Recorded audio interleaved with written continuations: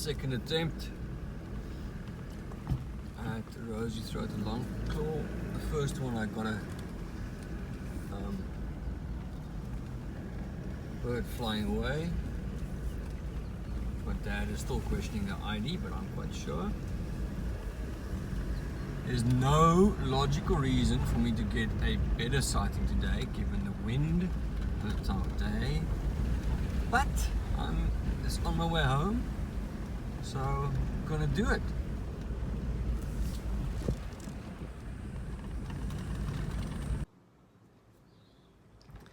So at this point, some context may be helpful. About 2 to 3 years ago, I decided I wanted to take my bird photography seriously.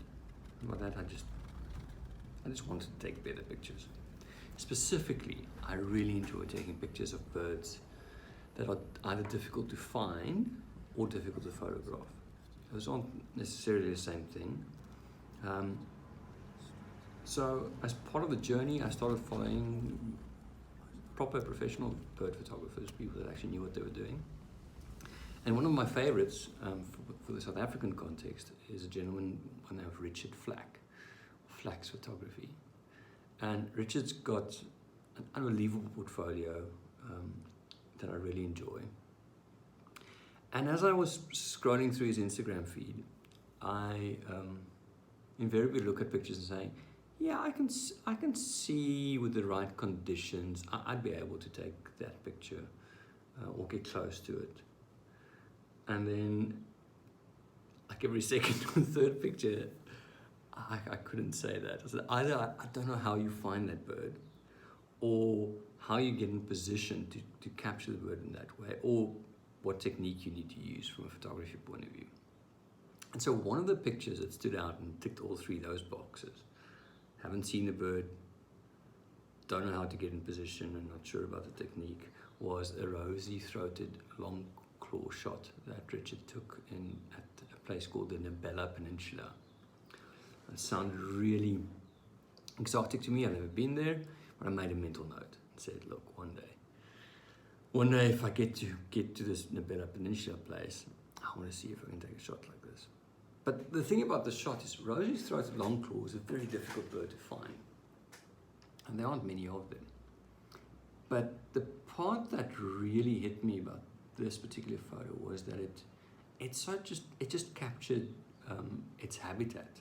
I always try and just close cropped into the bird and show the bird and the feathers. But one of the things that I've been learning from looking at Richard's stuff is that habitat shots could be just or more beautiful.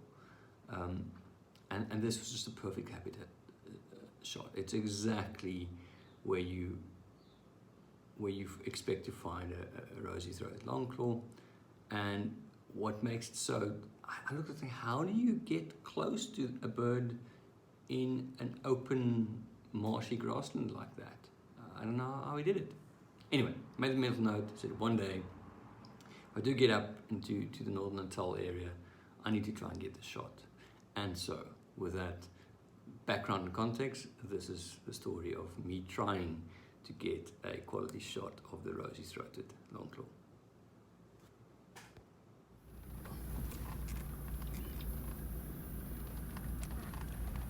Okay, now I'm almost there.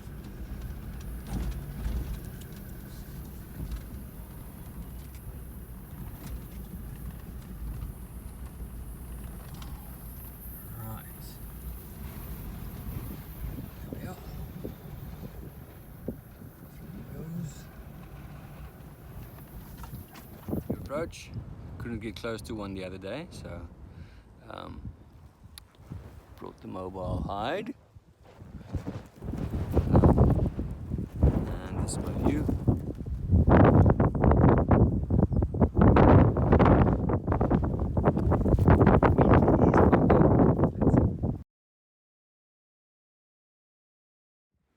It's not working. I found one. I think so. And as per usual, I flushed it and it flew away at 50 yards. I went a bit closer and then started lip recording. I'm not tired of leopard crawling. Because this is not a hide, this is a irritating bloody ground sheet. It's not helping the process of crawling. Anyway, I'm going to just lay here for a few minutes, see if I hear anything. Maybe if I lie still, everything settles around me and they come closer.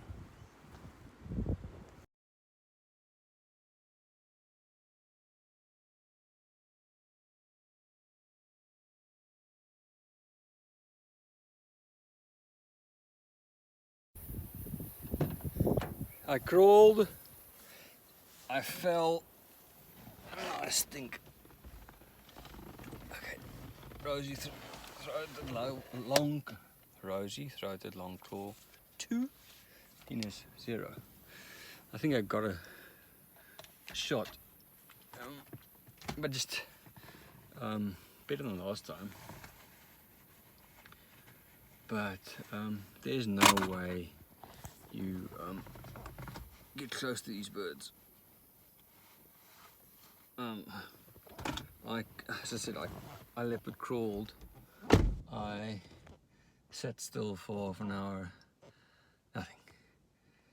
So I think the way to do it should be here before dawn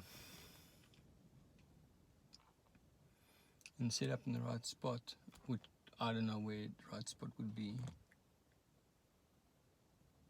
But yeah, fun nonetheless.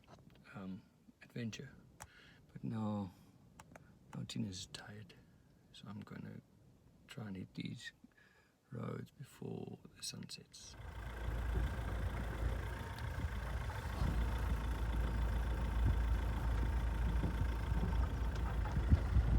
Fred's going to show us the Rosy-throated Longclaw. Fred, do you know how many pairs you have here? Is it just a few, or? Yeah, since I was here, and since I was born, the Rosy, we find them here. Is it? Yeah. Lots of them? Lots of them. Lots of them.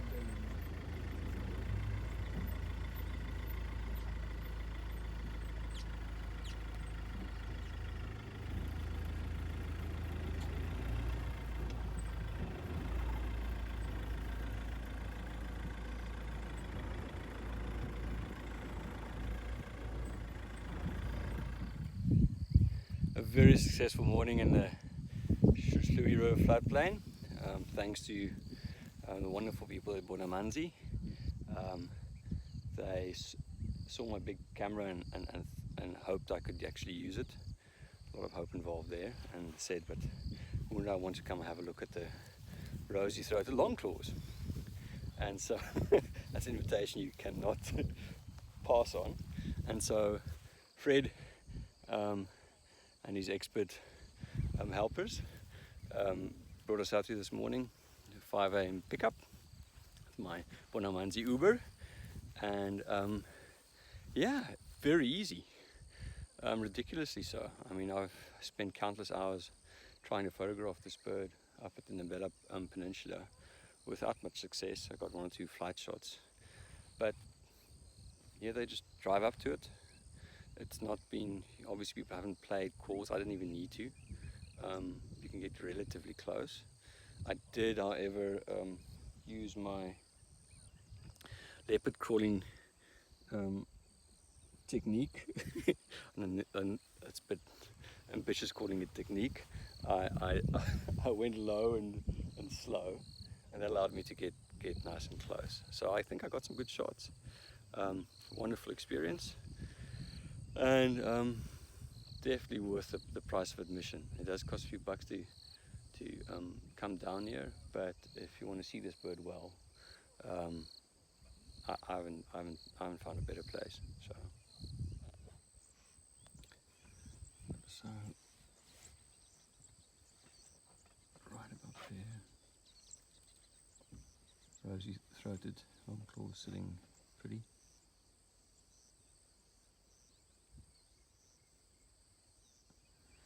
Fred says he can get closer to the car than I can leopard calling.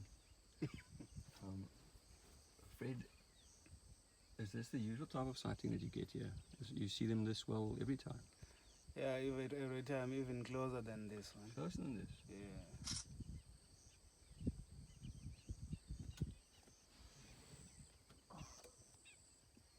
It is a beauty, hey? It's coming closer.